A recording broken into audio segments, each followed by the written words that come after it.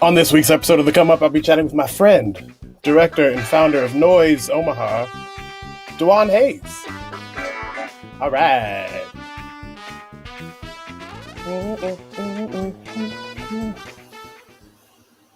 Hello, people of the Come Up universe. It's me, back for The Come Up. This time on Friday instead of Wednesday because y'all really tried it this week. Man, what a week it's been. Sorry for the glare. I hate it. I'm taking glasses off. I promise you I can still see. Hello, everyone. Welcome to The Come Up. I am super excited about this episode of the show because my friend Dewan is here and he has a lot of brilliant things to say. But before we get there, I just want to acknowledge that this week has been super long and kind of tough for a lot of us. Today is also Breonna Taylor's birthday, so there are a lot of emotions tied in with that as well. But a couple of positive things to start us off. The Minneapolis Public Schools school board got together and decided that they're going to get rid of the police in their schools. That's $1 million away from, police brutality, which is awesome. And then Minneapolis instantly went into a lot of super important meetings about actually getting rid of the police in general, defunding and abolishing the police in Minneapolis, which I think is a huge step forward. I've also seen a lot of shifts in the theatrical world. Victory Gardens is in some stuff this morning, both for the way that they're treating protesters and also the Ignition Festival will not be going forward. All the playwrights have pulled their plays out because of a move that they tried to make in support of the cause that is really only supporting themselves. And Second City, I just saw before we got on, their artistic director is probably taking a step back because of the issues with racial inequity they have in their organization. So the noise is working. Things are happening. Things are moving forward. And I've been a fan for a long time of burning the whole thing down and starting over. So I'm super excited to see that that's a direction that we seem to be moving in right now. So speaking of moving in directions and noise, this is Dewan. He's my dear friend. He's from Omaha, Nebraska. We actually didn't go to high school together, but it's always that funny thing where all my friends from high school are from Central, even though I didn't go there and we're rival schools. Don't tell the people at North. It's not my fault. I don't know what happened. Besides Katie. Hey, Katie. Shout out to Katie. Anyway, Dewan's here. I'm excited. Dewan's brilliant. Let's talk to him. Here he goes. Dewan! Hey! How are you? I'm great.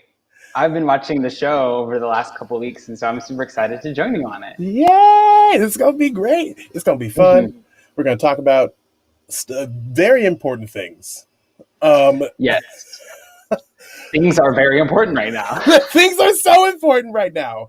I'm a little tired. I'm just feeling drained on so many levels. Mm-hmm. More drained than I have felt in many years when, because we've been seeing this happen forever. I mean, we've seen it happen since the beginning of Black folks in this country.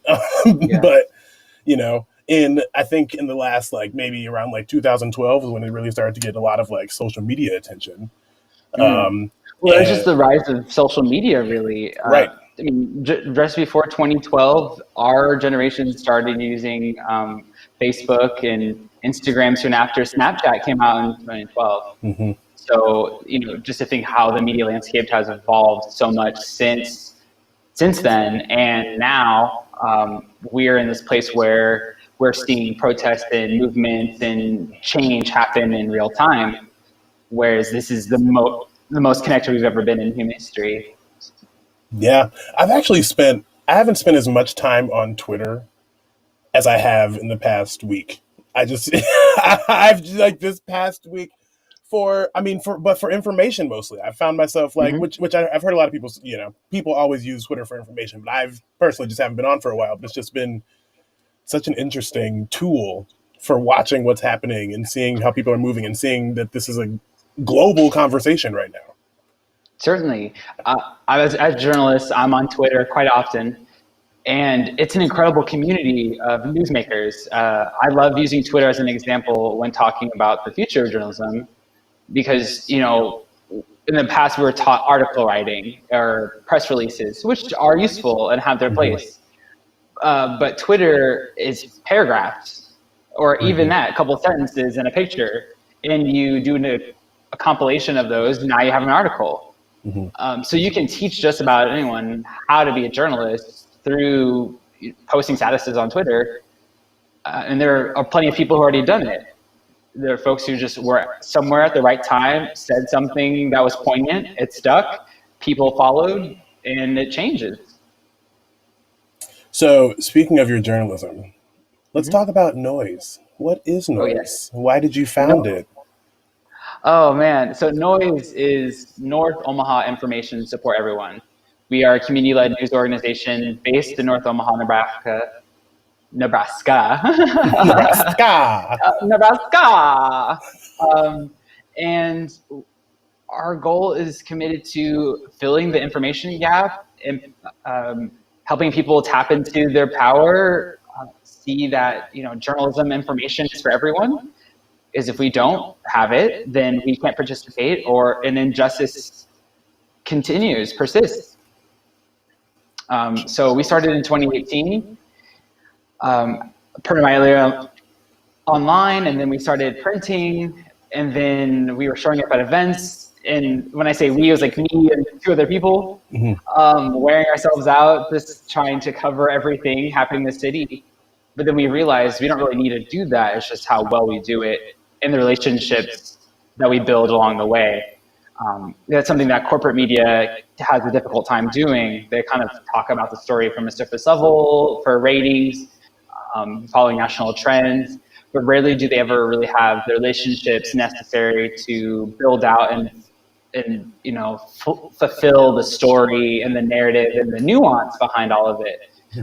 That will get to the root of why something occurred versus like, there's riots. Oh, no, it comes from somewhere. Violence is stemmed from trauma. Where did that trauma come from? And well, look around. And so now noise is in this place over the last couple of years that we've been able to build an audience and build a flow and a way of being in the community that centers civics, community, and culture through the various mediums that are available today. Social media, print, radio, audio, video, and just engaging with people, having conversations, being willing to have a conversation versus the one way where like reporting live, we're telling you what's going on and you don't get to have a dialogue with us. We just tell you, prescribe to you what the conditions are. So why was it important for you to start this organization in North Omaha specifically? I was working in information, marketing, public relations for the union. I can't speak right now. The Union for Contemporary Art. Cheers. And right, cheers, honey. It's late. Ooh. It's been a long day. I've said and seen a lot of words today.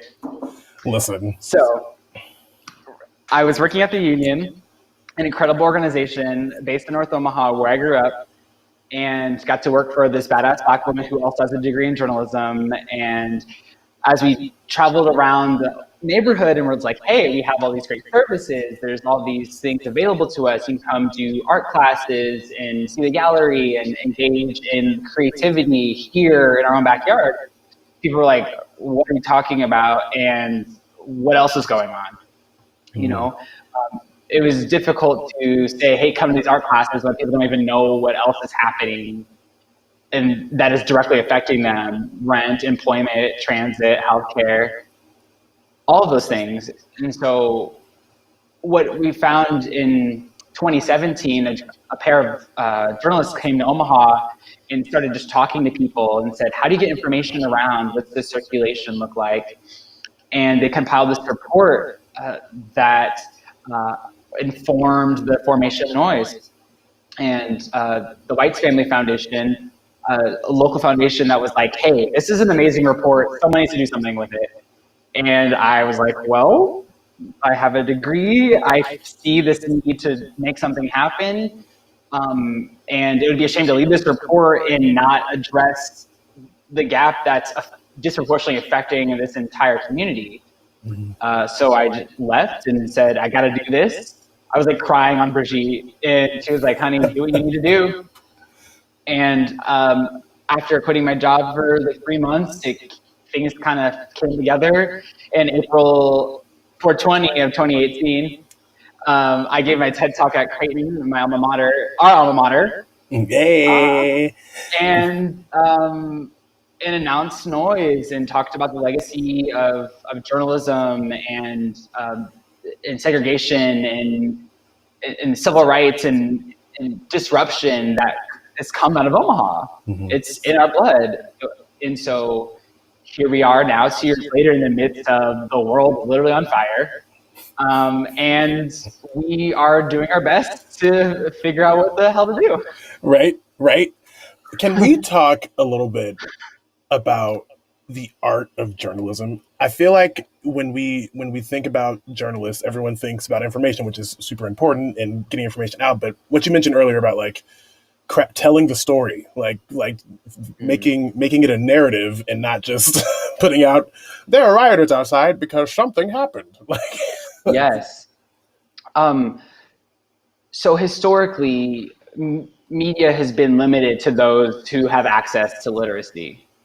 And so if literacy is stored in institutions built by specific groups who don't want people to be in those institutions, that means the art and access to journalism and information distribution is limited to the people who control those institutions. And that's been the case for a very long time. First, it was the church because that's where the Bible was printed and the people who could read, et cetera, et cetera. All the way to even very recently, cable news networks and regional and city papers. Those were the main sources of information. Who owned them and where the ads came from? It was all corporate interested and supported by advertisements and the rise of capitalism. So now we're in this place where information access is decentralized. And it's becoming more and more accessible. Is it accessible to everyone? No. But it is more accessible in ways more than ever. And so now we're in this place where the stories that are being told are just as dimensional as we are, because that's how many people are on the platforms. And whereas before it was the news reporter behind the desk, and they're going to read what they see on the teleprompter on their cards, and that's the information that you have. Or if you tune into the radio, that's all information that you have. If you got it printed, that's what you get. And it was limited, time constricted, who wrote it perspective, and then regional, like literal access if it can be transported to. Now, a lot of the things are widely distributed and wireless. So we have the ability to transmit information instantly and be able to pull from many sources at the same time. Whereas before we had a single source and it might have been a week ago. And so the art of journalism has certainly evolved because there are so many more mediums available to us to be able to distribute this information. But what's also really beautiful about the principles of journalism, which is information sharing. I know this, I'm going to tell it to you. Storytelling is fundamental. It's essential to human existence. It's pervasive in all cultures, all languages, all places. And so it has that universality to it that has to be recognized as well. And when you're able to bring this old tradition with all these new tools and materials, you're able to get this incredibly dynamic means and methods of informing and connecting and building or growing something in a very short period of time. Because stories are inspiring. Everyone loves a good story. And now that millions of people can encounter a good story in the next 5 minutes, then it will transform your built environment and how people interact with each other. Yes. Oh, he be speaking the word, y'all. Did y'all hear that? That was amazing. So speaking of storytelling and times of trauma and all those great words, I Mm. when you messaged me and you were like, we gotta talk about art made in revolutions and like made in times of social unrest, I was like, yes, we do. And then I thought about it and I was like, when have Black people ever not been in social unrest? And then I went down this spiral of like, wow, like, is all Black art revolutionary art? I mean, and then I think about Billie Holiday, right? Strange Fruit. Yes. And then I think about NWA, fuck the police. I think about This Is America. Like there, I feel like there are always like we're always kind of making these freedom songs. You Yes. know. Yes. Even 12 Years a Slave, the movie that came out, the soundtrack is incredible. Hmm. And it's full of like deliberately revolutionary trains of thought and storylines. But to your point, all Black art is revolutionary in the way that you weren't supposed to make art, Right. um, nor to be as influential or successful or have as much reach or be as profound as you are. I once was speaking to a pastor who said that like hip hop artists and musicians are the prophets of our time. Hmm. And he was like, we need a soundtrack for our change, and there's been soundtracks for change in every generation. So what is ours? In this time, it's interesting because we have access to so much music. Spotify, Apple Music, SoundCloud, YouTube, Bandcamp, pick a thing. And so we're saturated with so much content that what do we unify behind? I asked that because thinking about the civil rights movement, there were so many songs that brought people together, Hmm. and many of them were church spirituals. Yeah. And so across entire regions, no matter what, people knew this song. And we recognize now today that as many people are in church or have those explicit experiences, but we do love popular music. So, what are the songs in popular music that can bring us together? What are the new chants? What are the new songs that need to be written that bring cadences to the movement, that speak truthfully about what we want, and also help unify people? It's the artist's responsibility to um, come up with that and share that. And actually, right before we hopped on here, I was on Instagram and I encountered this incredible song. This beautiful woman, she sang this song called "Any Means Necessary," and it sounds like the smooth ass, buttery R&B song, and it's literally about like we will change this world by any means necessary. Yes. So I'll share Yes. that with you. I don't remember her name right now. Again, lots of content, but that song just stood out. I listened to it twice. I sent it to a bunch of people. I was like, you have to listen to this, because here are people, finding a beautiful way to kind of encapsulate and interpret everything that people are feeling and experiencing right now. That's what we love about music. That's what we love about musicals. That's what we love about theater, because we're able to encounter an entire life, an entire perspective, an entire world in front of us, in minutes. Hmm. And we've all seen those shows or heard that song, or heard that poem that just like strikes the chord and totally alter our perspective on the world. And I think that's what we need right now. And journalism, the art of journalism, being amongst the arts, include all of the mediums available to us. So through music, through printing, through any of these creative mediums, can be journalism because it is information sharing. And that's really where things are revolutionizing, because we're starting to see art and journalism and the need for communication and all the tools available come together in this incredibly dynamic way, uh, never seen before. Right. When you talk about this idea of like creating an anthem and that everyone can get behind, I just feel like I feel like the era of like standalone artist is dwindling in a lot of ways.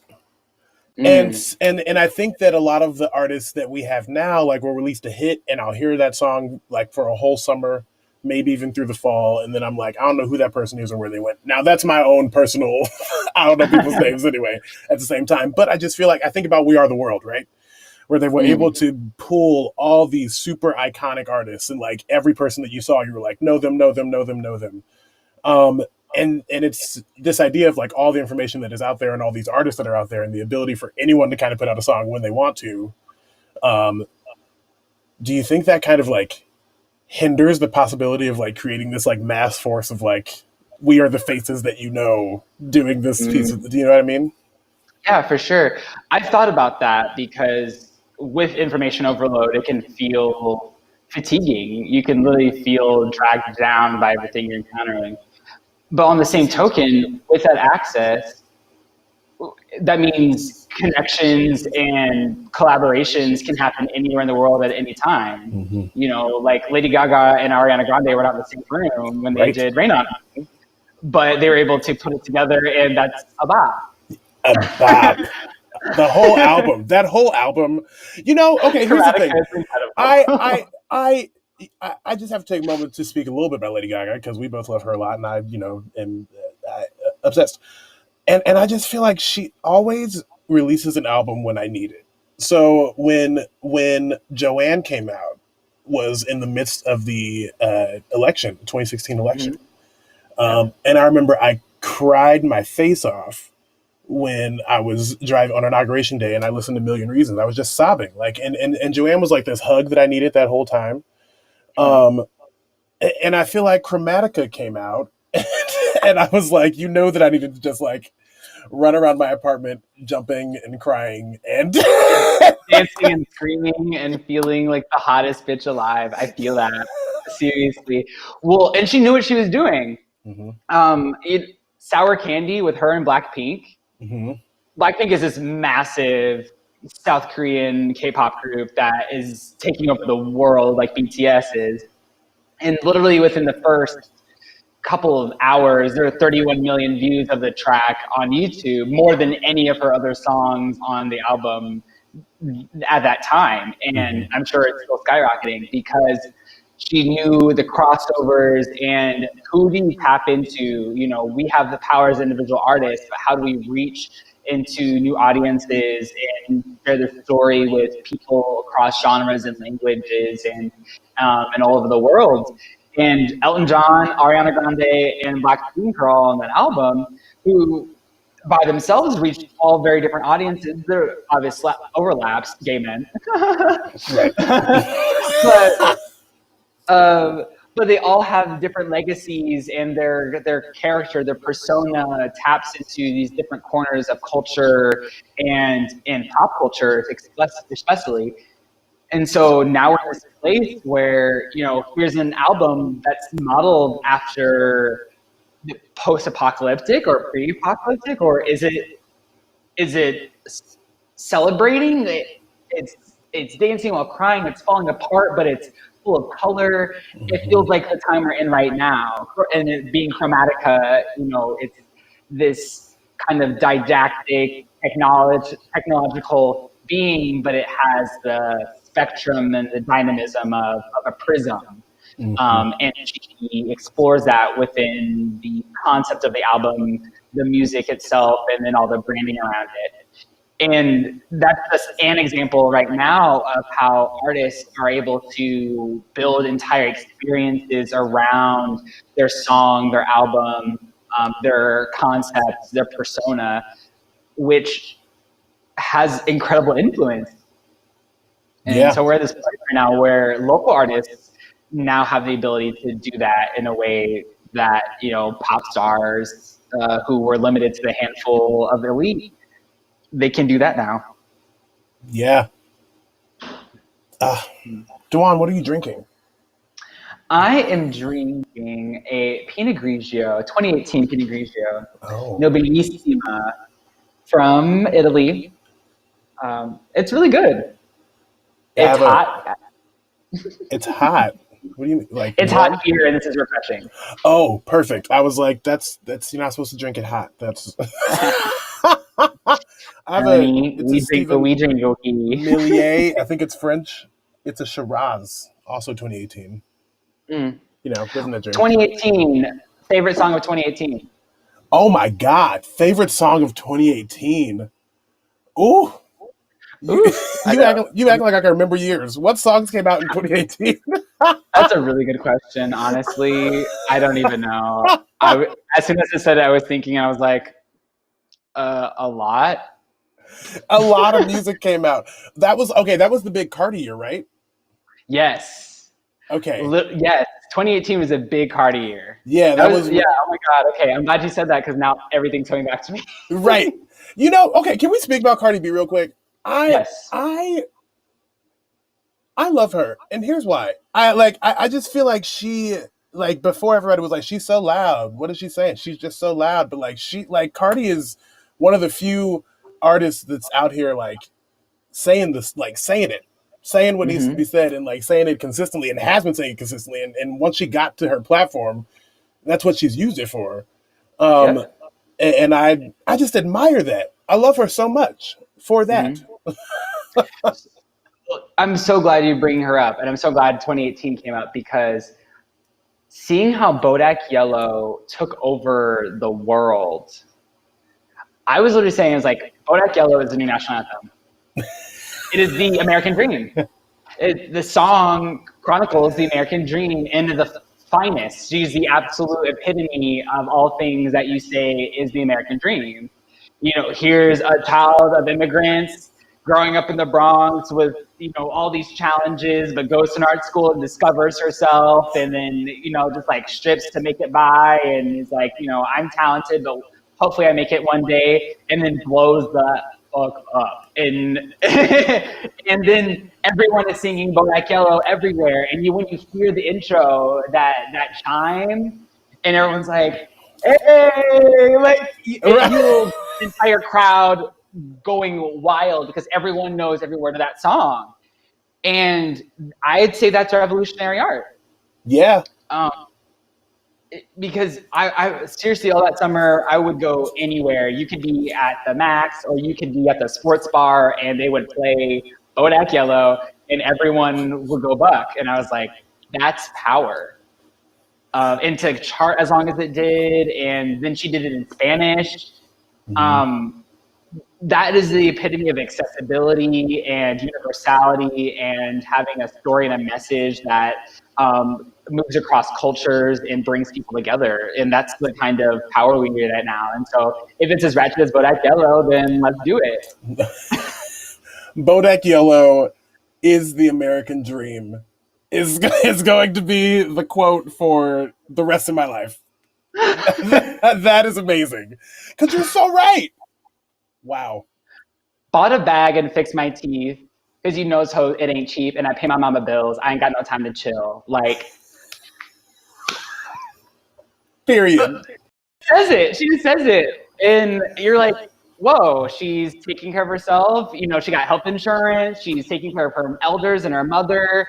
She's working as hard as she can to improve the conditions of herself and her family in the world. That's huge. That's the American dream. That's what we talk about. But it doesn't, it sounds different from the national anthem. Right. Which is garbage anyway, so. So it should just be Bodak Yellow. Bodak Yellow. I Dwan, declare. this was amazing. Can you believe it's already been 30 minutes? You have to come back. Oh, yes. You have to come back and talk about I don't know what. I'm gonna have black people on the show for a long time. So you're gonna come back for sure and talk about something. That's wonderful. I look forward to it. I love you, and yeah, hang out backstage and we'll connect after I close us out here. Will do. Bye, Dewan. Thanks, y'all. All right, that was Dewan Hayes, everybody. Isn't he so like smart? That's my friend. I got super smart friends. Okay, next week on the Come Up, I'm going to be chatting with my friends Tia Jemison and Ernest Bentley. These two were in the Guthrie experience when I was working at the Guthrie in Minneapolis. So we're going to chat about probably being black and making art because that's where we're at right now. Yeah, so thank you all for being here. Again, be kind to yourselves, and take some time to breathe. And I'm going to leave you with a moment of silence for this queen, Brown Taylor, for her birthday.